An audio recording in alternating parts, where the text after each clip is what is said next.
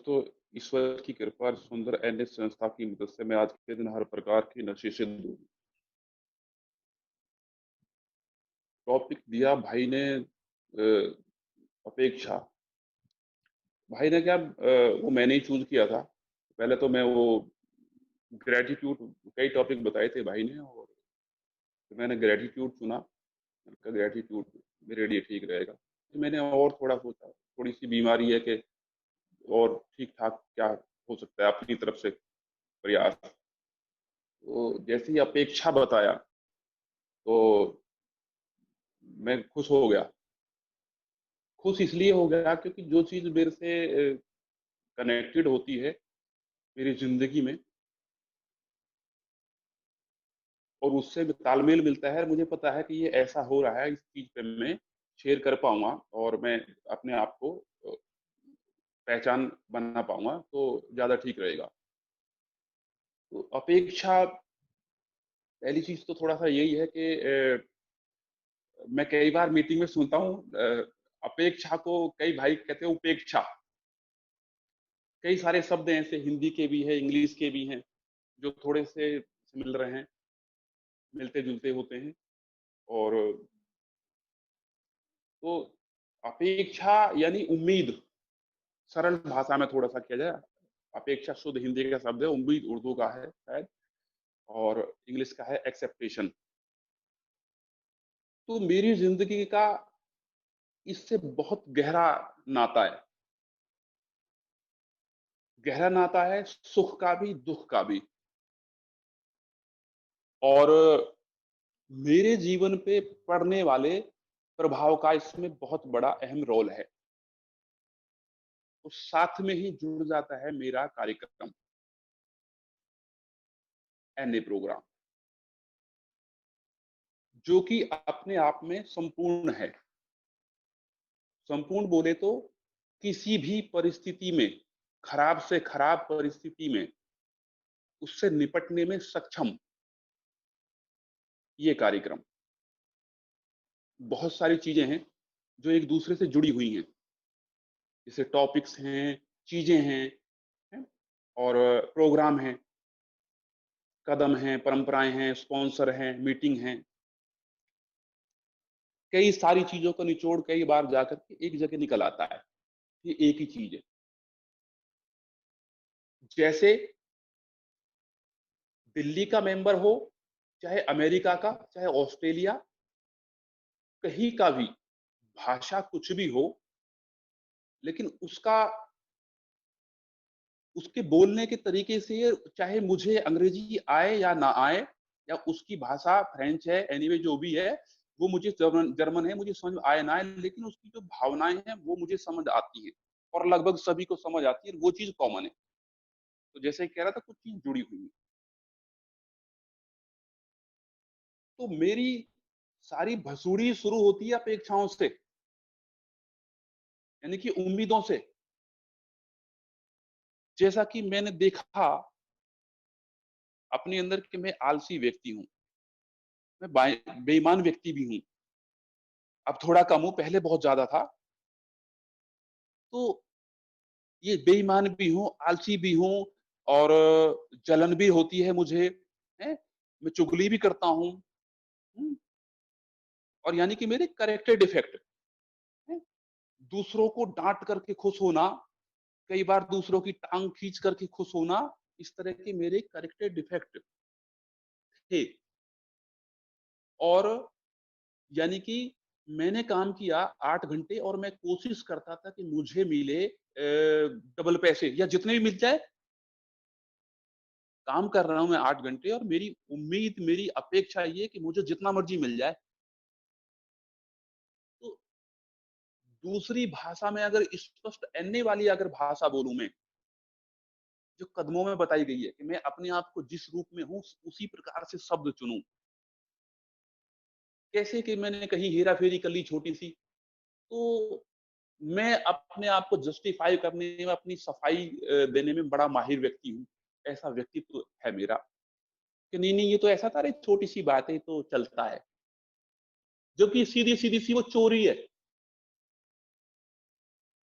जबकि मैं बता रहा हूँ कि भई वो हराम का खाना, यानी कि मैं 8 घंटे काम कर रहा हूँ और पैसे चाहता हूँ 16 घंटे के, तो मैं ऐसे कहेंगे कि हराम का खाने वाला व्यक्तित्व, इस तरह का व्यक्ति था।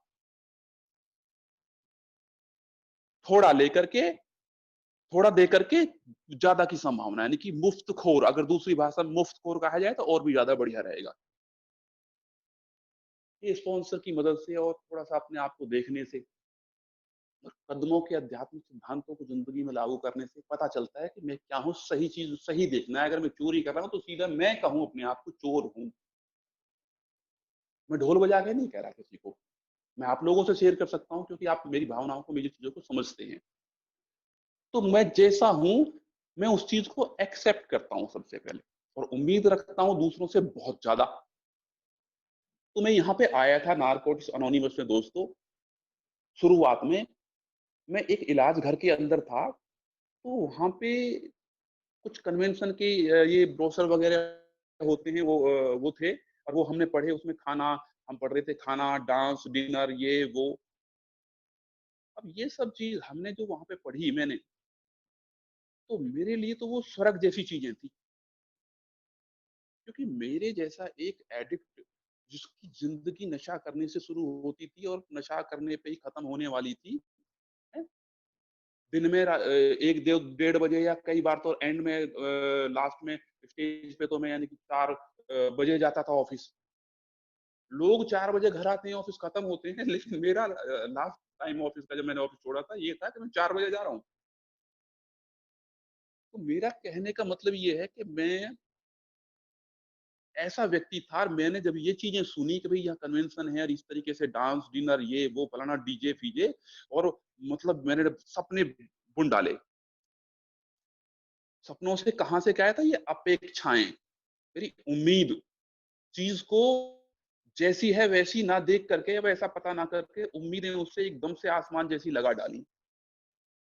और वहाँ से कुछ दिन बाद मैं एनए में आया। मुझे थोड़ा-सा अच्छा लगा। ज़्यादा अच्छा नहीं लगा, ऑनेस्ट बताऊँगा, थोड़ा-सा मुझे अच्छा लगा और बाकी पहले दिन जैसे स्वागत हुआ वो बहुत अच्छा लगा। और फिर वो जो मैं अपेक्षाएँ लेके आया था, क्योंकि पिक्चर दूसरी बना रखी थी अपने दिमाग में एनए की, कि यार जिसकी शादी नहीं होती है, वहाँ शादी हो जाती है, एनए में जाने से। जो गरीब होता है, वो अमीर हो जाता है, हैं?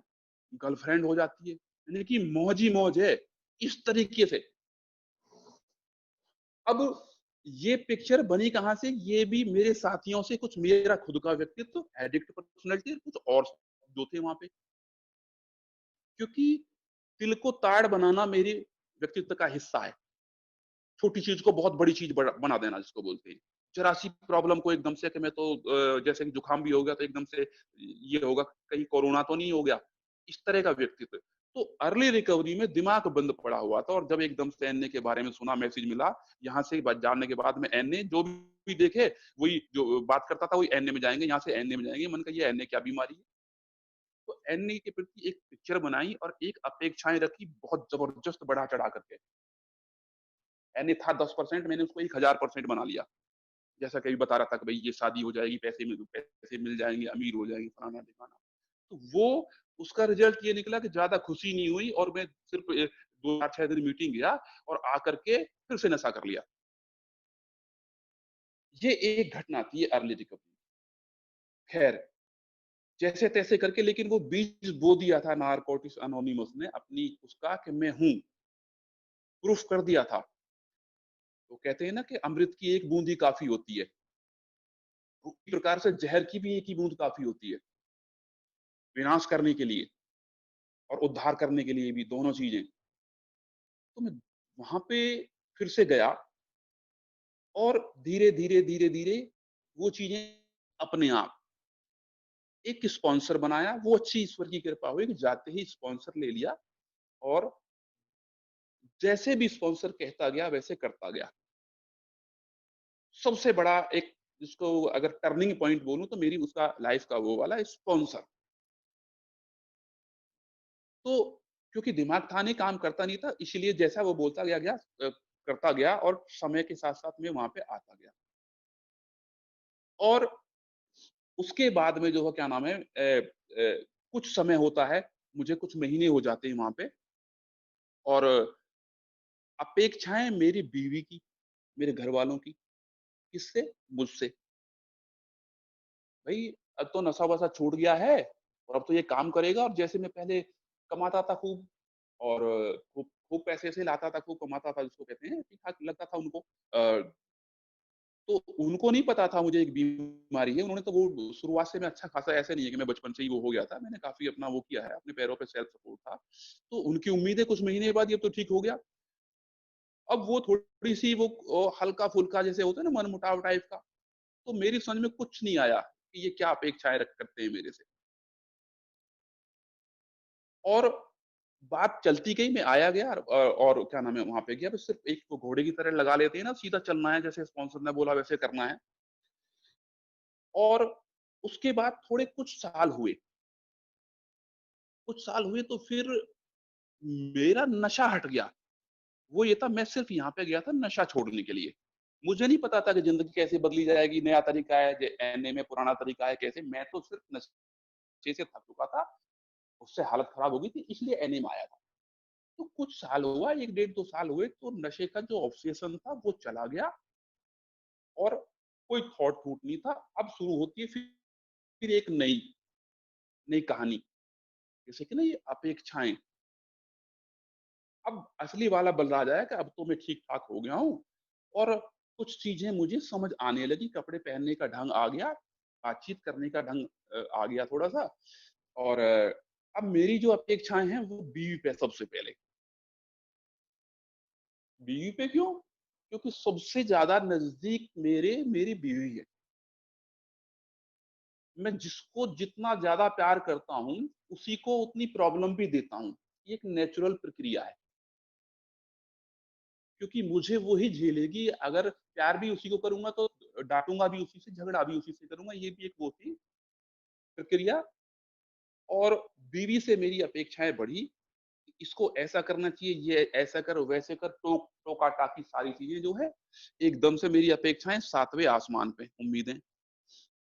अब प्रॉब्लम शुरू, अब हाथ भी छोड़ दिया एक आध दफ़े तो उस समय, बीवी पे स्पॉन्सर को बताया, स्पॉन्सर ने बताया माफ़ी माँग लियो, ख़ैर माफ़ी-वाफ़ी हो गई बात।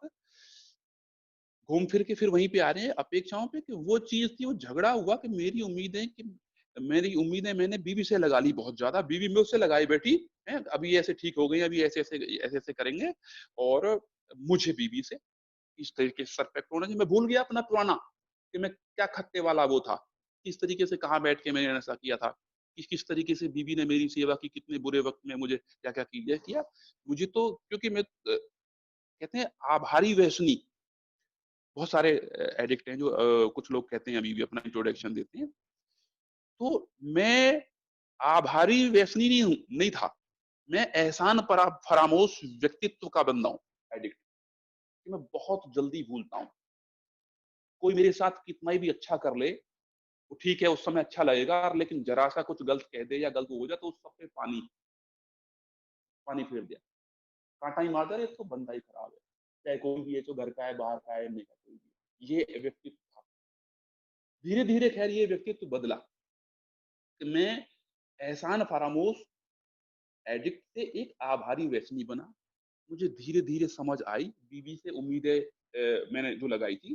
कई बार तो मैं अपने आप को बोलता था, बाद में गुस्सा कर लिया, बीवी से झगड़ा हो गया, भई ये सब्ज़ी ऐसे क्यों नहीं बनी, ये काम ऐसे क्यों नहीं हुआ परफेक्ट तरीके से, यहाँ सफाई इस तरीके से होनी चाहिए थी। मेरी उम्मीद है जैसा मैं चाहता हूँ उस तरीके से।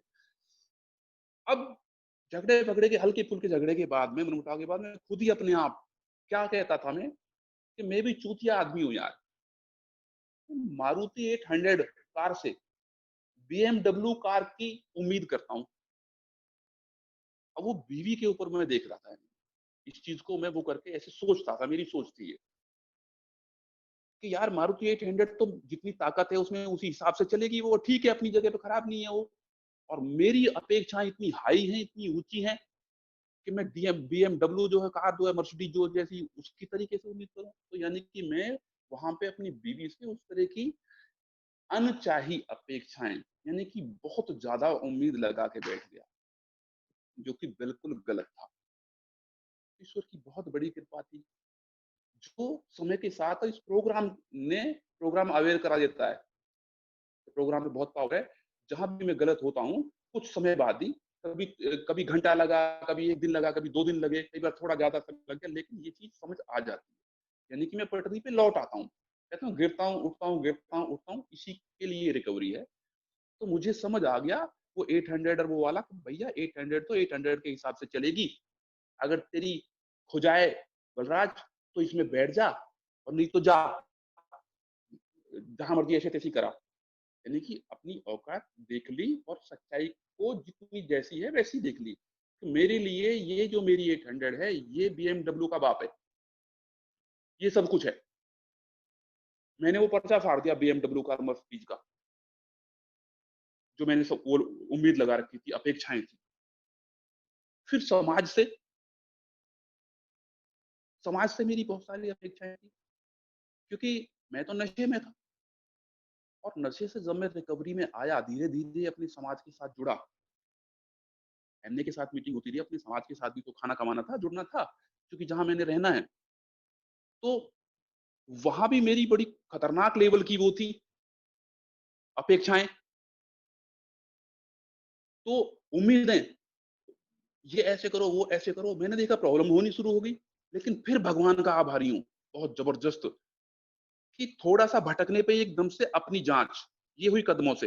ये अंडरलाइन करूँगा, ये कदमों से, जाँच करने से, जैसे 4th स्टेप वगैरह इस तरीके से देखने से अपने को, कि भई मैं क्या हूँ, किस तरीके से हूँ, क्या चीज़ दिक्कत आ रही है। तो वो चीज़, अपेक्षाएँ हटा दी, उनके मुताबिक काम करना शुरू किया।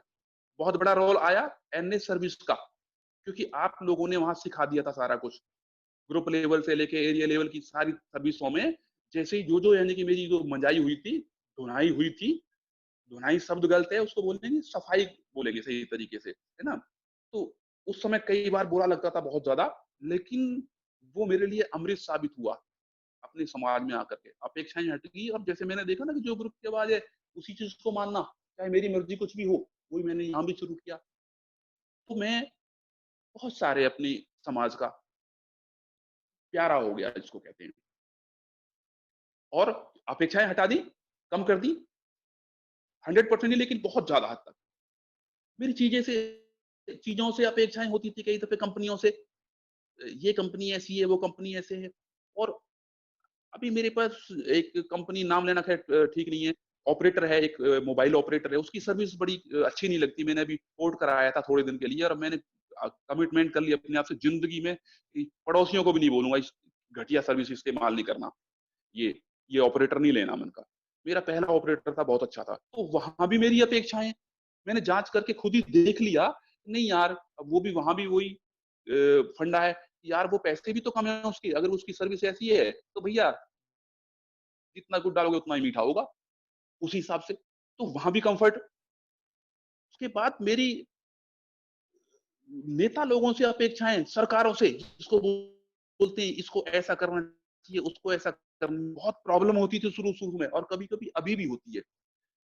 क्योंकि मेरी जो एक वो है गेंद है ना, वो लुढ़कती रहती है।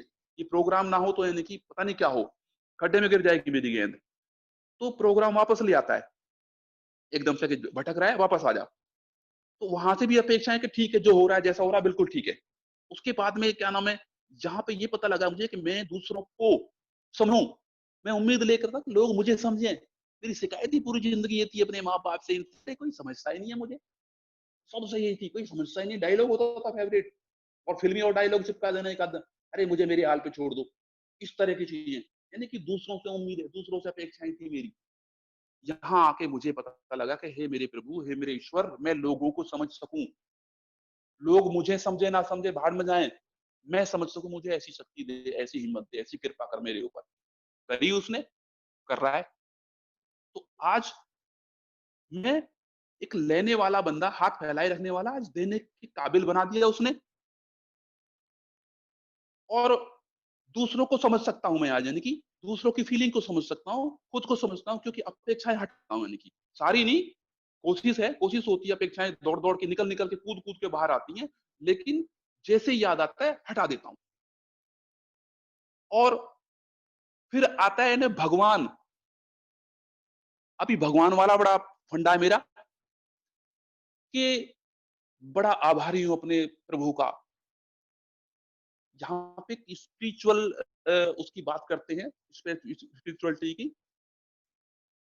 मेरे लिए मेरी समझ का भगवान ने मुझे कभी रुसवा नहीं किया। कई बार मेरी उससे उम्मीदें बहुत ज़्यादा, अपेक्षाएँ उससे भी मेरी बहुत ज़्यादा थी, और उन अपेक्षाओं में आकर के, उस एक्सपेक्टेशंस में आकर के मैंने भगवान को गालियाँ तक दी हैं। अभी पीछे कुछ ही समय दिया, मैं प्रॉब्लम में चल रहा था, बहुत गालियाँ दी हैं मैंने उनको। मैंने कहा ये तो, मैंने कहा या तो ऐसा क्यों है? इस तरीके से बहुत ज़्यादा, जैसे कहते हैं ना, नशा कर नहीं सकता मैं। अब मैंने माफ़ी माँगी ख़ैर अपने भगवान से, और अपने आप को वो किया कि प्रभु मैं तेरा बच्चा हूँ। क्या छोटा बच्चा अपने बाप को गाली नहीं देता? उससे लड़ता नहीं है? छोटा बच्चा अपने बाप से लिपट जाता है, लड़ता भी है, मारने के लिए भी दौड़ता है। मैं तो कुछ भी नहीं हूँ, माफ़ कर दे मुझे। माफ़ी माँगी।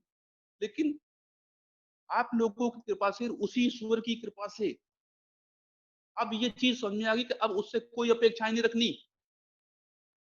पहले अपेक्षाएँ नहीं थी, थोड़ी बहुत थी ईश्वर से, लेकिन अब वो भी बिल्कुल खत्म, 100% नहीं रखूँगा। विश्वास रखूँगा, उम्मीदें नहीं रखूँगा, विश्वास रखूँगा, और अटूट विश्वास रखूँगा। जब से मैं नारकोटिक्स एनोनिमस में आया दोस्तों, मेरा विश्वास हमेशा अक्सर बढ़ा। कभी-कभी डगमगाया ज़रूर, लेकिन खत्म नहीं हुआ। डगमगा जाता हूँ मैं कभी भी, लेकिन वो फिर वापस आ गया। तो मैंने अपने विश्वास को और दृढ़ करना है, चीज़ें नहीं माँगनी मैंने अब। मैं कह देता हूँ, मैं ऐसे आदत बनाई अभी पीछे, प्रॉब्लम में था बहुत सारा, मैंने कहा तेरे को पता नहीं है क्यों माँगू तेरे से? अपनी समझ के ईश्वर से, सब कुछ पता है तेरे को। जैसे आज के ज़माने में मैंने यहाँ से एक एसएमएस किया, सीधा अमेरिका पहुँच गया, कि अगर यहाँ से अभी हम इस पे बात कर रहे हैं, तो कहीं पे भी किसी भी कंट्री में नहीं बात हो सकती बैठे-बैठे। इंसानों की बनाई हुई चीज़ है ये। 7 समुद्र पार, हज़ारों किलोमीटर दूर कनेक्शन मिल रहा है। तो मैं जानता हूँ मेरी समझ का ईश्वर, मेरा भगवान जिसने सारे संसार को बनाया है, मेरे मन की बात नहीं पहुँचेगी उस तक? 1000% नहीं, करोड़ बार पहुँचेगी, मुझे पता है। मैं प्रार्थना करता हूँ, कुछ समय अलग से निकालता हूँ उसके लिए, कि प्रभु हाज़िरी लगा लेना। ये ज़रूर कहता हूँ कि मेरी हाज़िरी लगा लेना प्रभु। और ये भी कहता हूँ, कई दफ़े गलत हो रहा है, मेरा नहीं हो रहा, मैंने कहा मैं मेरे आप को हटा देता हूँ। बेइज़्ज़ती होगी तेरी होगी, जो भी होगा तेरा होगा। हाँ, मैं गलत करूँगा, तू डंडा दिलवा दियो मेरे, कोई दिक्कत नहीं है। जितनी मर्ज़ी प्रॉब्लम देगा, जो भी सज़ा देगा मुझे मंज़ूर है, फिर उसके लिए मैं करूँगा ही नहीं, और करूँगा तो परिणाम के लिए तैयार रहूँगा। लेकिन बिना गलती के, बिना उसके अगर कुछ होगा, जो मेरे फ़ियर चलती हैं, तो मैं कहता हूँ तू झेलेगा, देख भाई तेरा है। अच्छा भी क्रेडिट भी तेरे को दूँगा, कि तेरी कृपा है? और डेबिट भी तेरे को दूँगा। जबकि एक टाइम था, मैं इस तरीके की मेरी थिंकिंग थी अपने भगवान के बारे में, उससे जो मेरी अपेक्षाएँ थी, कि मेरे साथ जो अच्छा होता है, वो मेरे प्रभु की कृपा है, और मेरे साथ जो बुरा होता है, वो मेरे कर्मों का फल है।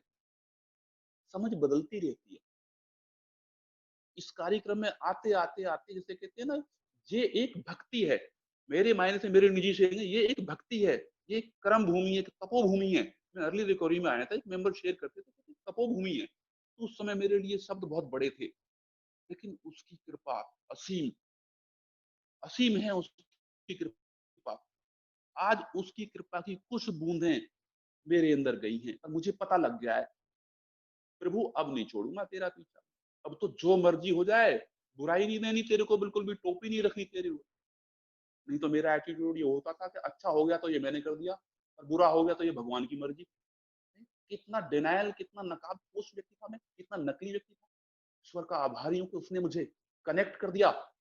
उसको पता था तो बेटा मेरे इस रास्ते से आ।